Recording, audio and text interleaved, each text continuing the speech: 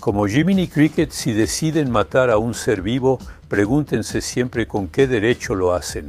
En la Guayana Francesa, que es del tamaño de Bretaña, hay 10 veces más especies de peces que en Francia. Se habla mucho de un aumento de 4 grados para el año 2100. No se dice lo suficiente que si llegamos a 4 grados en 2100 es porque no habremos resuelto el problema. En otras palabras, eso significa que estaremos en una trayectoria que sigue subiendo. Hay especies que realmente necesitan que las dejemos en paz, pero de verdad, completamente. Hola Bernard Chevassus Luis, es un honor conversar con usted.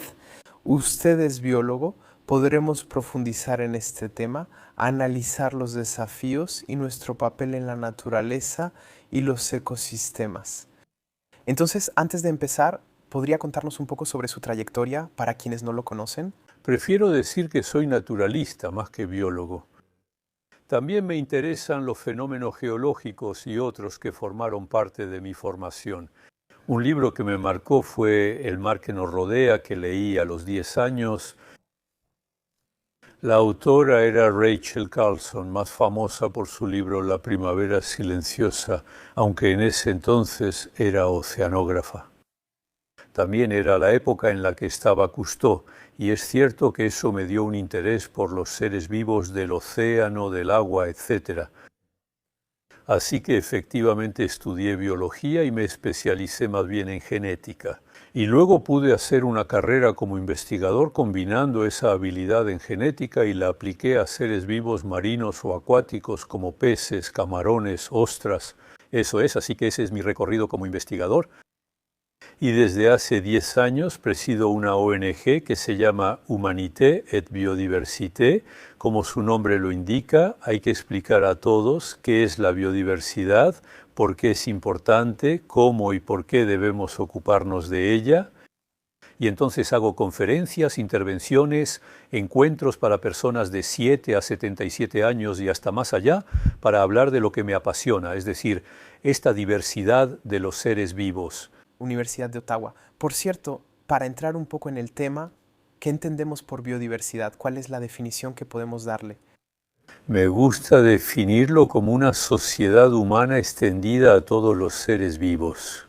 En otras palabras, cuando le preguntas a alguien, ¿sabes lo que es una sociedad humana? Te va a responder que sí, que es un conjunto de personas que están más o menos emparentadas, que están conectadas entre sí, que tienen relaciones diversas y variadas, que se mueven, que se reproducen.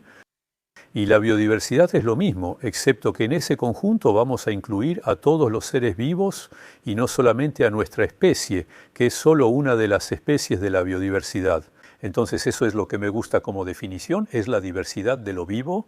Hablando de lo vivo, hay muchísimas formas de vida que forman parte de los ecosistemas en los que nosotros interactuamos.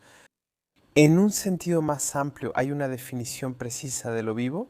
Bueno, me gusta decir que hay un debate, por ejemplo, sobre los virus, y se habló mucho de eso durante la COVID. Se suele decir que dos cosas definen lo vivo. Está la capacidad de reproducirse, y eso es cierto para los virus, y está la capacidad de ser autónomo, lo que los científicos llaman metabolismo, es decir, la posibilidad de obtener energía para construirse. Ahora bien, los virus efectivamente solo tienen la mitad de estas dos propiedades. Pueden reproducirse, a veces parasitando a otros seres, pero no tienen reacciones químicas autónomas. Pero resulta que son los biólogos quienes los estudian. Entonces hay una paradoja. Pero efectivamente esta cuestión de las fronteras de lo vivo con estos seres de los que todavía no sabemos, porque cuando te dicen que un virus para reproducirse tiene que parasitar a un ser vivo, me preguntaron, ¿cómo empezó la historia?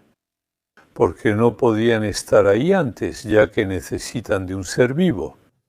Entonces la pregunta que sigue vigente hoy en día es, ¿será que pueden surgir virus en cualquier momento, incluso hoy mientras hablamos? ¿O ya estaban ahí y luego les resultó más fácil parasitar a los nuevos seres vivos? ¿Son muy antiguos o muy modernos? No se sabe muy bien. Por ahora eso es una incógnita.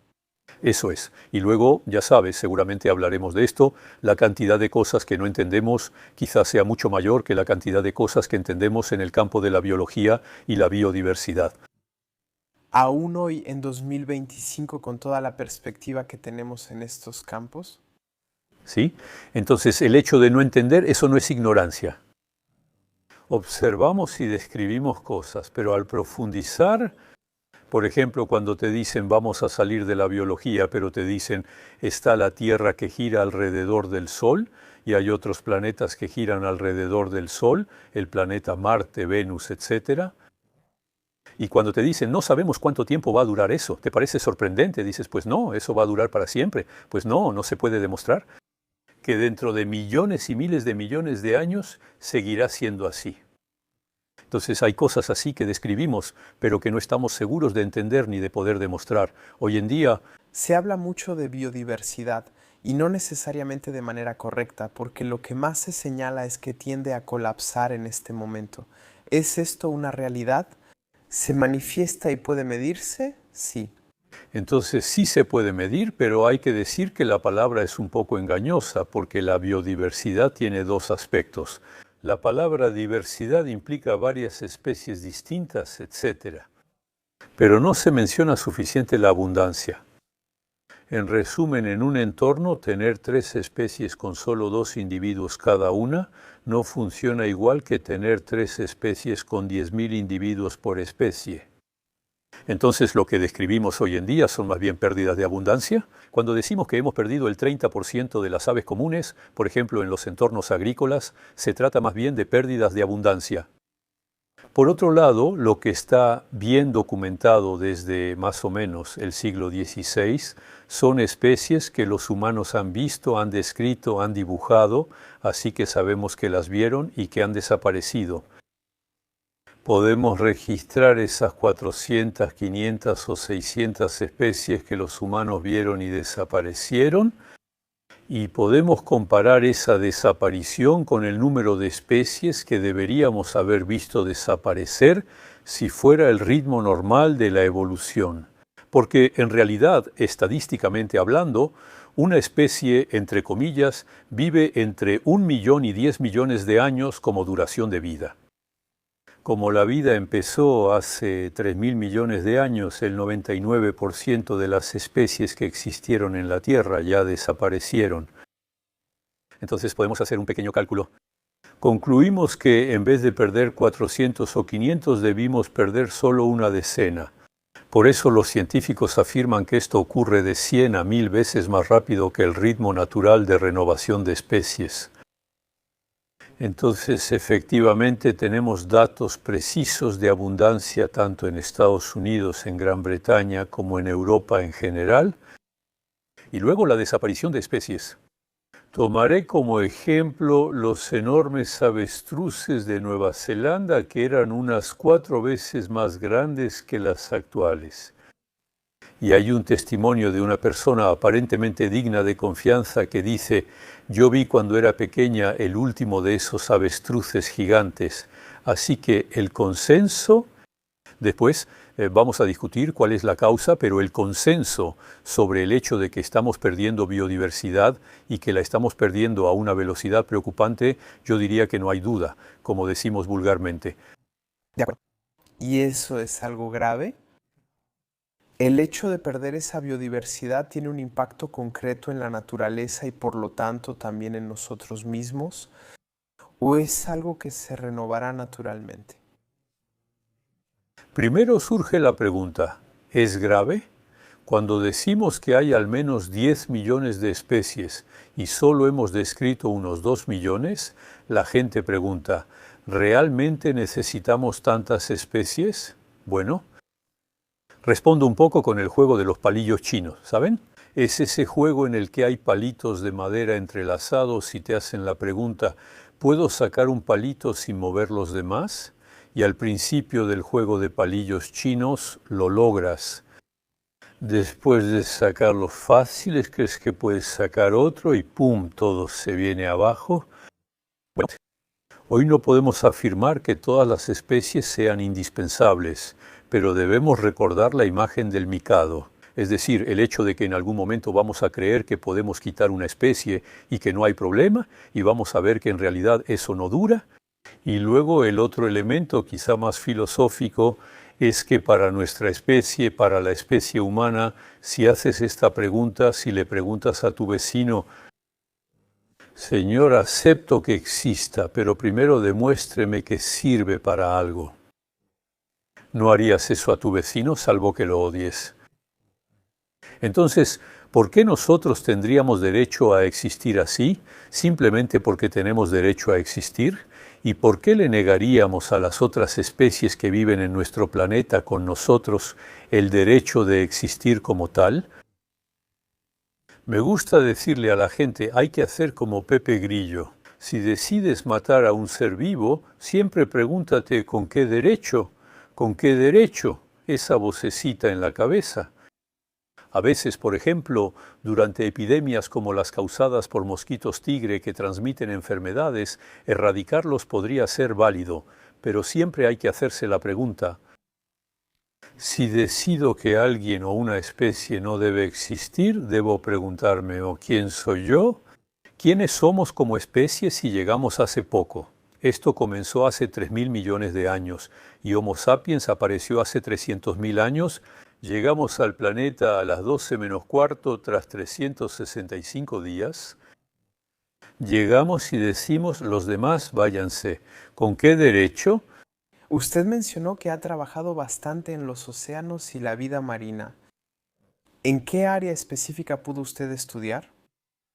Digamos que al principio de mi carrera era el inicio de la acuicultura, es decir, decíamos, ya veíamos que los recursos de la pesca estaban llegando a su límite e incluso ya estábamos llegando a la sobreexplotación de algunos stocks. Y era la idea de decir, bueno, hay que criar estas especies acuáticas como hace 10 o 20.000 años cuando domesticamos vacas, cerdos y pollos, etcétera, para criarlos. Y entonces era la idea de empezar a criar truchas, salmones, carpas, etc.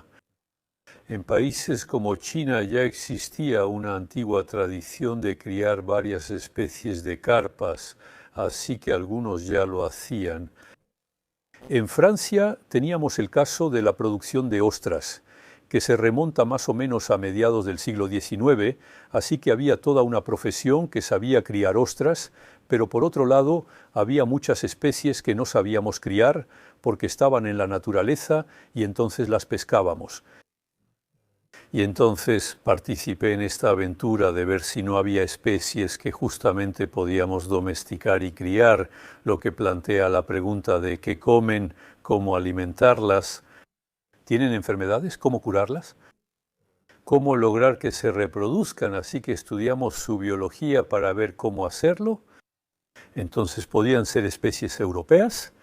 Y luego también trabajé en la Guayana, en la que básicamente en la Guayana francesa, ya ven, es más o menos del tamaño de Bretaña aproximadamente en superficie. Y hay 10 veces más especies de peces que en toda Francia. Al ser un entorno ecuatorial o tropical, hay gran diversidad, así que pensamos si habría especies para criar. Y entonces hacíamos pruebas para ver qué ambiente necesitaban, qué requerían, etc. Esa fue la gran aventura de domesticar especies, incluyendo camarones y similares. De acuerdo. Y entonces, el hecho de poder tener estas especies de cultivo permite evitar caer en la sobreexplotación de los ambientes naturales, si entiendo bien. Sí, pero siempre y cuando podamos alimentarlos de otra manera que no sea pescando peces.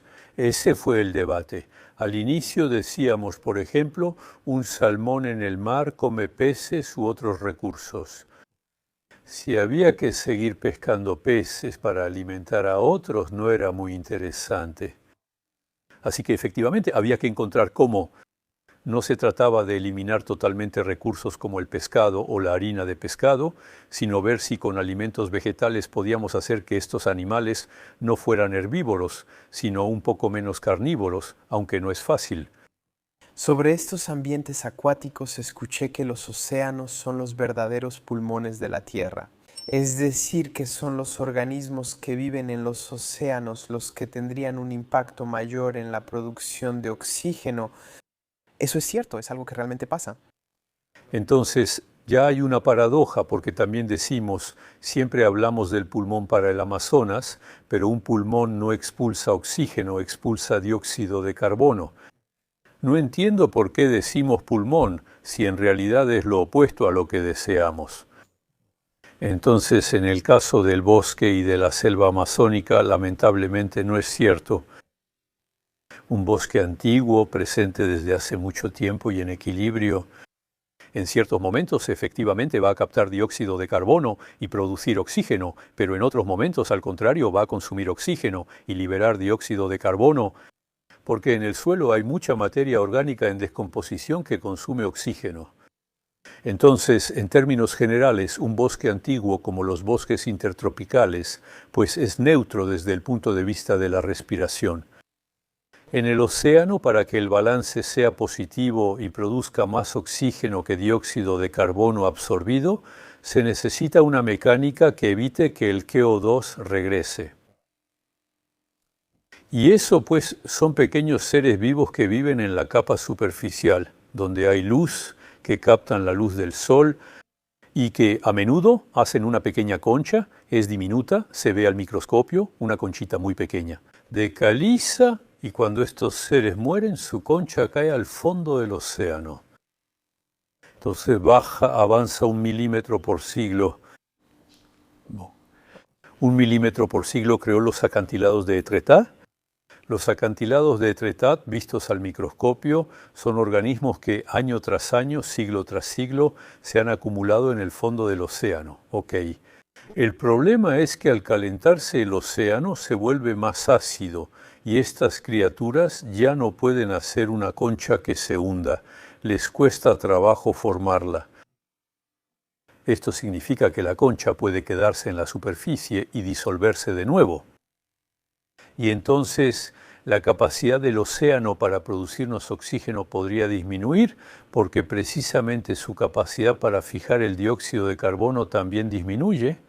Quizás se pregunten si todos los seres vivos hacen huelga de oxígeno o si los árboles urbanos ya no quieren producirlo, etc.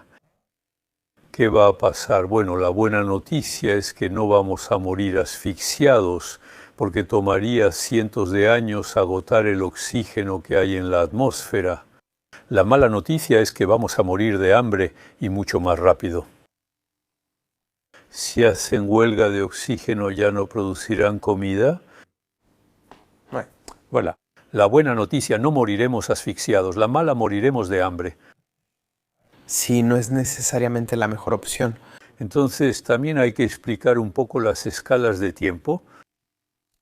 Hoy en día, lograr que la gente piense en estas largas escalas de tiempo y luego decir, por ejemplo, saben, dentro de unos 3000 años habrá 120 metros de agua sobre París, eso hace reflexionar un poco.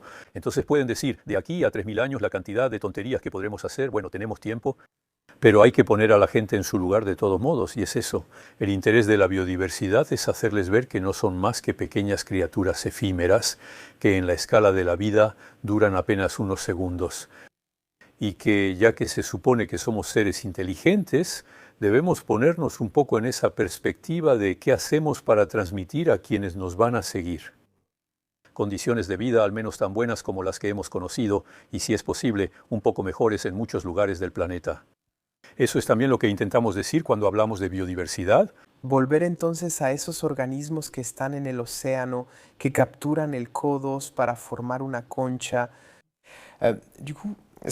Esto genera un efecto de autoamplificación, ya que el CO2 causa el efecto invernadero y contribuye al calentamiento. El calor de los océanos causa su acidificación, lo que impide que organismos capten más CO2. Eso significa que el efecto producido por el CO2 se va a autoamplificar por sí mismo con el tiempo. Sí, lo entendió bien. El problema es que hoy en día se estima que todo ese dióxido de carbono que es absorbido por parte de los bosques, el océano y otros, nos ahorra entre 1/3 y la mitad del efecto invernadero, absorbiendo aproximadamente 1/3 del CO2 que emitimos. Entonces nos hacen ganar tiempo. Lo ralentizan porque absorben parte del dióxido de carbono que emitimos. Pero si empiezan a hacer huelga, como les decía, entonces todo el CO2 que emitamos ya no será captado. Aunque digamos que lo vamos a bombear y poner en yacimientos de petróleo, pero hoy en día eso no está a la escala del problema y ese es el reto. Por ejemplo, se menciona mucho un aumento de 4 grados para 2100. No se dice lo suficiente que si llegamos a 4 grados en 2100 es porque no habremos resuelto el problema. En otras palabras, eso significa que estaremos en una trayectoria que sigue aumentando. Y en función de eso podemos calcular que si fuéramos tontos, lo cual puede pasar, y decidiéramos decir, las energías renovables, todo eso no nos importa, vamos a seguir quemando todo nuestro gas, todo nuestro petróleo y todo nuestro carbón. Agotaremos todas las reservas de energía fósil y, por ejemplo, el carbón se puede quemar por 200 o 300 años más. Entonces, ¿hay demasiado carbón? Bueno, hay más que suficiente. No son 4 grados, son 11 grados. Con 11 grados es imposible prever qué ocurrirá, es un horror total. Entonces, el desafío que tenemos es cómo vamos a hacer para ser lo suficientemente inteligentes como para prescindir de algo que seguirá siendo abundante y barato. Entonces, siempre está la tentación de decir que los autos eléctricos y la energía renovable no importan, que son tonterías y preferimos las energías más baratas, como pasa en Estados Unidos. Quizá hayan oído que se cree haber hallado un gran yacimiento de gas bajo el Mediterráneo, frente a las costas francesas. Y entonces, si seguimos en esa lógica de decir, sigue consumiendo la energía más barata y no va a seguir siendo barata, hay que ver que si tomas los últimos 20 años la electricidad, el precio de la electricidad ha aumentado más rápido que el precio del petróleo. Y eso, de todos modos, es un desafío monstruoso, ¿de acuerdo? Entonces me dirán que logramos prescindir de recursos que seguían siendo abundantes y baratos cuando dejamos de usar el sílex tallado, ya que todavía queda muchísimo sílex. Y sin embargo, en algún momento de la historia de la humanidad, bueno, no fue porque hubiera efectos negativos del sílex, sino porque inventamos la siderurgia y dijimos que era más práctico pasar a la edad de bronce y a la edad de hierro. Así que a veces sabemos prescindir de algo que sigue siendo abundante. Si tenemos algo mejor. Entonces, para seguir con este tema, ¿tenemos hoy en día soluciones concretas para evitar tener un impacto demasiado negativo en nuestro entorno o por ahora sigue siendo algo bastante hipotético? Entonces realmente hay que analizar caso por caso, es decir, decirse, sabemos qué factores causan la erosión de la biodiversidad, pero estos varían según la especie. Hay especies a las que basta con dejarlas en paz, es decir, dejar de explotarlas para que se recuperen más o menos rápido, dependiendo de la biología de la especie. Les doy 2 ejemplos. El castor, antes muy abundante en Europa en la Edad Media, para finales del siglo XIX, solo sobrevivía un pequeño grupo en el delta del Ródano. En Francia ya no quedaba ninguno. En Francia hay muchos lugares llamados Bièvres, entre otros. Bièvre significa castor y es la raíz de beaver en inglés. Por eso esos lugares tenían muchos castores. En 1909 simplemente se prohibió cazar castores. Animal con muchos defectos, permitido en Cuaresma porque la Iglesia lo consideraba pez. Tenía un pelaje muy cálido, como el gorro de Davy Crockett, que no era de castor, pero bueno, era algo parecido. Y sobre todo, tenía unas secreciones que se consideraban afrodisíacas. Cazaban castores porque era alimento. En 1909 se prohibió cazar castores. Nuestro viejo castor volvió a subir por el valle del Ródano y el Saona. Hubo reintroducciones, pero ahora hay en toda Francia y está comenzando de nuevo. Otro ejemplo son las ballenas, que casi se extinguieron, excepto japoneses e islandeses. Logramos limitar la caza y ahora están regresando. Entonces hay especies en las que, bueno, sabemos que basta con dejar de sobreexplotar y listo. Después hay especies expuestas a contaminación. Por ejemplo, las aves rapaces son muy sensibles a los pesticidas. Entonces, ¿por qué? Porque un ave rapaz se alimenta de otros animales que a su vez comen plantas. Entonces, si tratamos las plantas con productos químicos, eso se va concentrando. Entonces, aquellos que están al final de la cadena, lo que llamamos la cadena alimenticia, van a acumularlos y por eso tendrán concentraciones particularmente altas. Y entonces nos dimos cuenta de que, además de nuestro problema con la cal, eso impedía la fijación del carbono en la cáscara de los huevos. Eso provocaba que los huevos fueran blandos. Hoy se habla mucho de disruptores endocrinos, contaminantes perpetuos y epífitas. Nos dimos cuenta porque algunas especies en la naturaleza nos advirtieron de un problema y sugirieron investigar qué ocurría. Vimos peces que se volvían machos y hembras a la vez, ya que también alteraban su producción. Y entonces efectivamente vemos claramente que hay especies muy probablemente que están siendo eliminadas, sobre todo a causa de los pesticidas, especialmente. Puede ser una contaminación tonta, por ejemplo, Bretaña es una región bonito, y que todavía hay salmones que subían por los ríos, y el salmón sube por los ríos, no por el placer de subir por los ríos, pero es porque necesita agua bastante fresca y sobre todo un lugar donde haya grandes piedras en el fondo del agua. Porque así pone sus huevos. Los huevos se quedan entre las piedras y como son piedras grandes, el agua pasa a través de ellas y lleva oxígeno a los huevos. Así pueden desarrollarse. Si en la cuenca desarrollan el cultivo de maíz y llueve durante el invierno, y eso hace que la tierra se deslice hacia el río, entonces va a tapar el lecho de piedras. El agua sigue clara y limpia, pero los huevos cubiertos de arcilla mueren. Entonces no vemos cadáveres de salmones en la superficie, no vemos muertes masivas. Pequeñas señales como estas, aunque no las notemos, pueden perturbar o hacer desaparecer a una especie. Les voy a dar otro ejemplo que es un poco tonto. Saben que muchos insectos, para atraer a los machos o a las hembras, emiten sustancias que son percibidas, los oídos de los insectos, es decir, las antenas. Y entonces estas moléculas son percibidas por las hembras y las hembras van hacia el macho. Pero en las ciudades a nivel del suelo hay mucho ozono, por eso no hay que poner bebés en ciudades ni llevarlos en cochecitos muy bajos. Ahora bien, el ozono es oxidante, es algo que va a destruir las moléculas orgánicas y que va a destruir especialmente esas señales olfativas. Es como si te cortaran la fibra óptica de tu internet. Entonces la hembra busca. Debemos entender que estos seres vivos, como nosotros, necesitan comunicarse e intercambiar señales sonoras para vivir. Por ejemplo, saben que los pájaros de la ciudad cantan un poco más agudo que los pájaros del campo para hacerse escuchar mejor, ya que hay mucho ruido de baja frecuencia.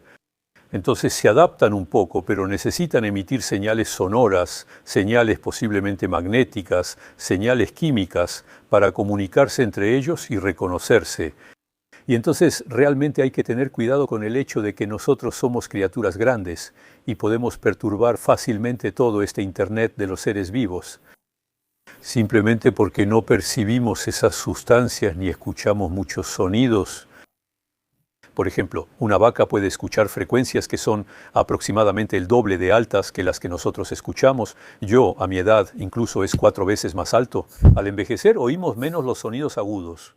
Entonces la vaca va a escuchar cosas que nosotros no escuchamos que pueden alertarla y eventualmente perturbarla. De igual manera saben que las ballenas, al contrario, escuchan frecuencias muy bajas. Toda esta señalización y mensajes entre seres vivos son necesarios, así que no debemos comportarnos como elefantes en una cristalería. Es cierto que es bastante complicado porque cuando escucho eso, tengo la impresión de que en realidad No importa lo que intentemos hacer, necesariamente tenemos un impacto en los seres vivos, ya sea en cosas que parecen evidentes y sobre las que podemos tener un impacto, pero a veces en cosas que son mucho más sutiles, de las que no siempre nos damos cuenta. ¿Cómo controlamos nuestro impacto? Verán, hay especies que realmente necesitan que las dejemos en paz, pero de verdad completamente. Tomo como ejemplo al urogallo. El urogallo es una gran ave que hiberna bajo la nieve en zonas montañosas, manteniéndose a menor temperatura durante todo el invierno. Basta con que alguien haga senderismo fuera de pista y moleste a un urogallo que está hibernando, el urogallo alzará el vuelo. Entonces primero tiene que calentarse y se dice que basta con que lo molesten 2 veces en el invierno para que no logre sobrevivir. Es lo mismo para los murciélagos. ¿Saben que los murciélagos hibernan en cavernas? Si entran por accidente en una caverna donde hay murciélagos, va a ser un pánico tremendo y para cuando vuelvan a acomodarse ya habrán gastado parte de sus reservas. Esos animalitos no tienen muchas reservas de todos modos. Realmente son especies para las que hay que encontrar zonas completamente protegidas, donde les decimos a los humanos, lo siento, pero aquí hay que ir de puntitas y en grupos pequeños, y eso es lo que se llama una reserva integral. Otras especies no oyen tanto. Es lo que les decía al principio, hay que hacer un poco de trabajo humano, es decir, conocer cuáles son las exigencias, me gusta decir los hábitos, porque a menudo se dice que las especies tienen exigencias, pero en realidad tienen necesidades mínimas. Hay que ver efectivamente cuáles son aquellas en las que basta con dejar de explotarlas y otras que tal vez necesitan una protección más importante. Sobre todo porque nosotros también formamos parte de ese ecosistema. Ciertamente tenemos un enorme impacto en la vida que nos rodea, pero la vida que nos rodea también tiene un impacto en nuestra propia vida. Hace poco dijimos que no es necesario clasificar especies según su interés. Sobre todo porque muy a menudo, cuando juzgamos el interés de una especie, la juzgamos en relación a nosotros.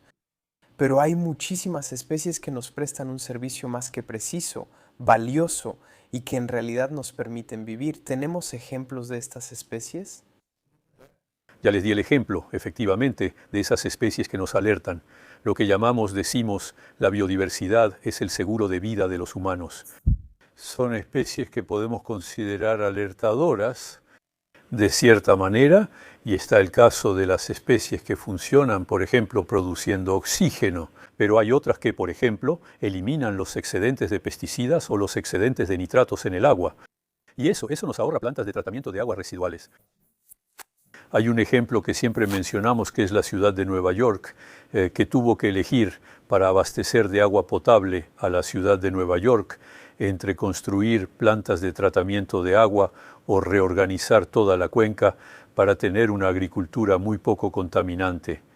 Calcularon que las plantas de tratamiento costaban 10.000 millones y reorganizar la cuenca solo 2.000 millones, ahorrando así 8.000 millones. Aprovechando la biodiversidad para purificar el agua naturalmente. Y luego hay casos en los que, al imitar a los seres vivos y los conocimientos de los seres vivos, encontramos soluciones a los problemas. Voy a poner un ejemplo que quizá vivieron durante el COVID para saber si tenían la enfermedad. Les metían algo en la nariz y decían, les haremos una PCR. Quizás recuerden eso. ¿De qué trata esta historia? Hace más de 50 años un biólogo estadounidense vivía en una época en que los científicos de ese país podían hacer lo que quisieran. ¿Qué pensó? Vaya, en los géiseres de Yellowstone, en el Parque Natural de Yellowstone, donde el agua está a 70 grados, ¿hay vida en esa agua? Observó y notó cosas parecidas a bacterias. Luego preguntó, ¿pero están vivas? Y mostró que se reproducían a 70 grados. Reproducirse a 70 grados implica que podían multiplicar su ADN a esa temperatura. Él vio cómo funcionaba y dijo, si tomo un poco de ADN de la nariz, ya que al raspar el fondo tal vez había 5 o 6 virus, y entonces si podemos extraer todo eso, ese pequeño fragmento de ADN, y luego multiplicarlo muy rápido con lo que hacen esas bacterias. Tenemos suficiente ADN para decir efectivamente que es el ADN del COVID o que no es el ADN del COVID. Este resultado fundamental de hace más de 50 años nos permitió diagnosticar rápidamente a quienes tenían COVID. Existe una variedad de habilidades de los seres vivos que nos alegra descubrir, a menudo mucho tiempo después. Les daré un ejemplo que me gusta, la zanahoria. Bueno, la zanahoria, pensábamos que lo sabíamos todo sobre la zanahoria. Hace bastante tiempo hubo un químico que extrajo de la zanahoria una molécula extraña que logró cristalizar. Les ahorro el nombre, es un nombre muy complicado. La cristalizó y vio que cambiaba de color según la temperatura. Dijo, vaya, esto es interesante. Así nacieron las primeras pantallas de cristal líquido. Descubrimos los cristales líquidos, esos cristales cuyo aspecto cambia al poner una pequeña resistencia detrás. Era una zanahoria que también generaba cristales líquidos, algo que supimos mucho después. Podría darte más ejemplos en los que... Entonces, en resumen, lo vivo es como una gran biblioteca de libros, de cosas que los seres vivos saben hacer, de la que solo hemos leído una pequeña parte. Eso implica que si uno se pregunta si hay que conservar todas esas especies, como decías, si no hemos leído los libros, quizás sea mejor conservarlas. Por cierto, retomando el tema de especies algo insólitas, ¿hay ejemplos en lo vivo de cosas que te hayan marcado, que te hayan sorprendido, de las que no sospechabas? Digamos que a veces uno piensa, ¿cómo pudo llegar hasta nosotros una especie así?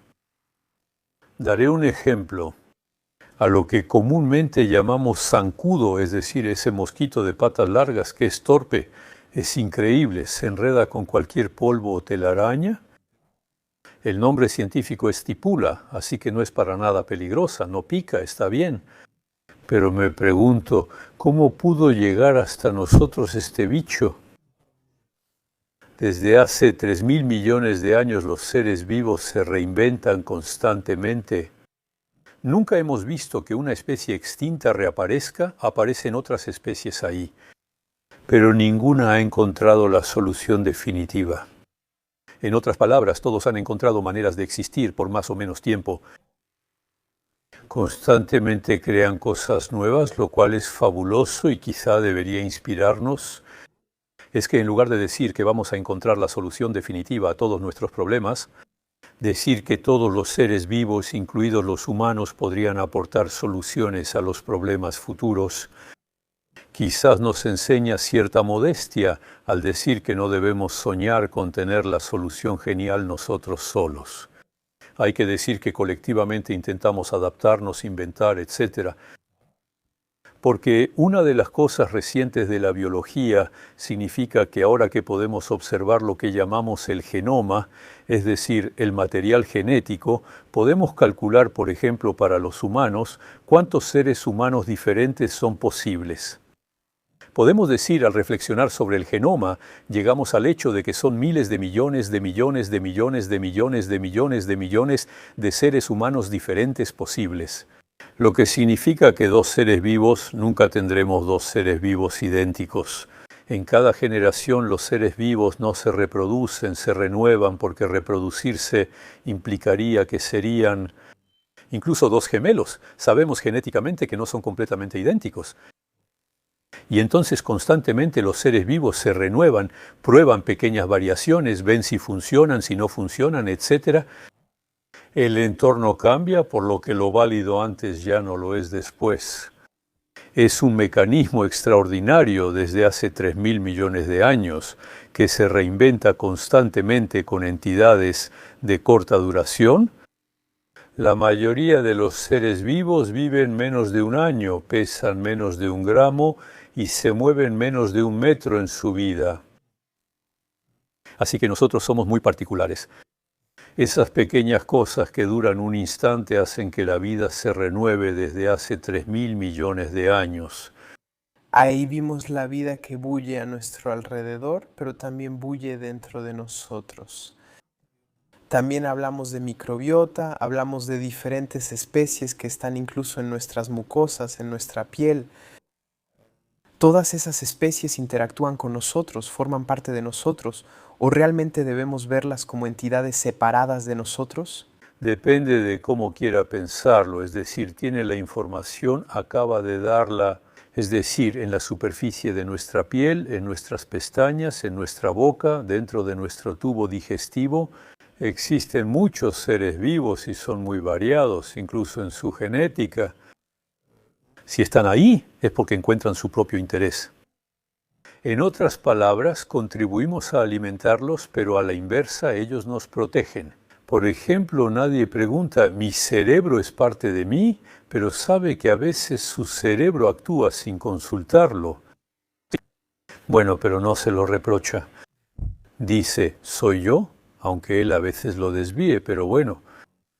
Por ejemplo, algo extraordinario es la cantidad de cosas que su cerebro decide recordar que no sirven absolutamente para nada. Busque en su cabeza, estoy seguro de que tiene en mente, por ejemplo, la placa de su primer scooter o qué sé yo, información que el cerebro decidió guardar y que no sirve para nada. A veces quiere recordar cosas, pero su cerebro no las retiene. Hace su propio desorden, pero sigue siendo parte de usted.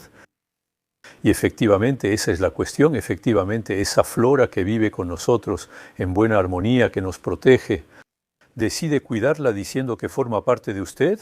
O incluso cuando cuida sus músculos, su corazón, etc., ¿dice usted, es un órgano que me pertenece? ¿O dice, bueno, esos los conservo porque no puedo hacer otra cosa? En todo caso, si tomo antibióticos todo el tiempo, no sería efectivo y pronto habría problemas. Bien. Creo que mi punto de vista puede ser arbitrario, pero también lo relaciono con el ADN. Cada célula de mi cuerpo, incluso las del cerebro, comparte el mismo ADN que yo y las demás células. El microbioma son microorganismos no directamente relacionados con eso.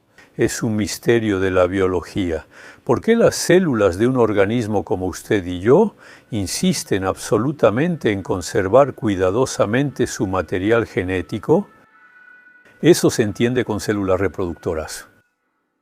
Es normal que espermatozoides y óvulos transmitan material genético.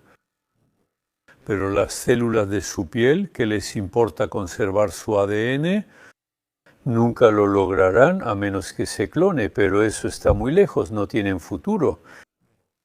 Entonces, hay algunas que dieron el salto. Por ejemplo, los glóbulos rojos. Los glóbulos rojos se deshicieron de su ADN, ya no hay ADN en los glóbulos rojos. Otras solo conservaron una parte, como sus células que reaccionan ante enfermedades. Eso es la respuesta inmunitaria. Bueno, solo conserva ciertas cosas, incluso las amplifica. Las células del hígado varían, por lo que su material genético no es idéntico entre ellas. Pero sigue siendo un misterio decirlo. Esa no es mi respuesta, pero es mi visión. Los seres organizados son aquellos formados por un conjunto de células diferenciadas que crean órganos y tejidos. Eso es relativamente raro.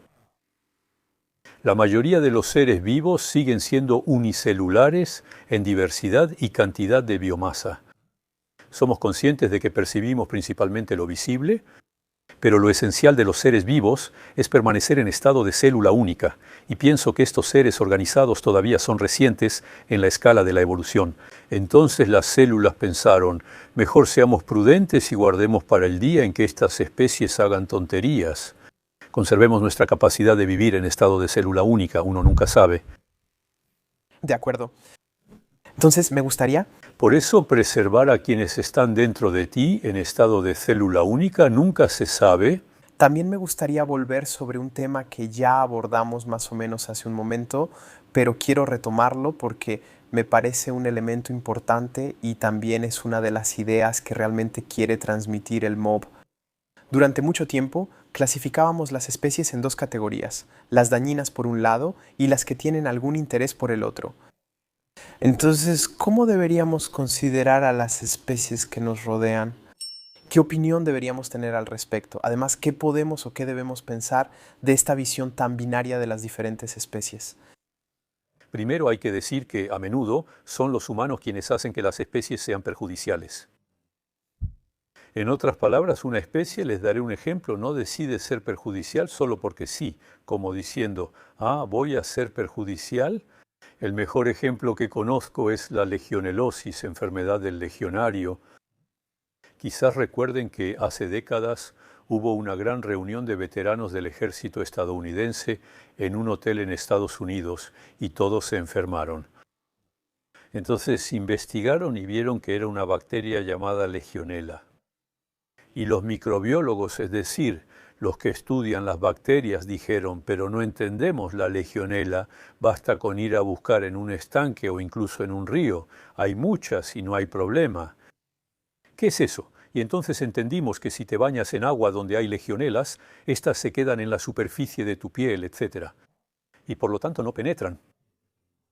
¿Y aquí qué hicimos? Instalamos aire acondicionado. Pusimos aire acondicionado, o sea, rociamos vapor de agua.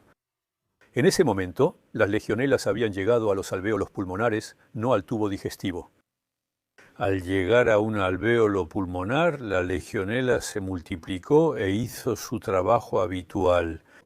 Por mala suerte, eso causó una infección. Vean que es un buen ejemplo que muestra de hecho que a veces es una modificación.